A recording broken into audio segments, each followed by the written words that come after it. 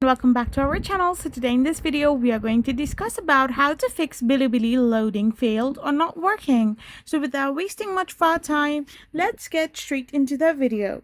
So if you have your Bilibili app downloaded in your device, then you can simply go there and simply search for like updates and stuff. But if you don't have an app itself and you're using like a web browser to start like load your Bilibili, then all you gotta do is simply check your Wi-Fi network. So if your Wi-Fi network is not strong enough as well, this can lead to this kind of problem of Bilibili loading failed or not working. Or you can also try to clear the cache of your phone's web browser, as there is like a lot of cookies can make this happen.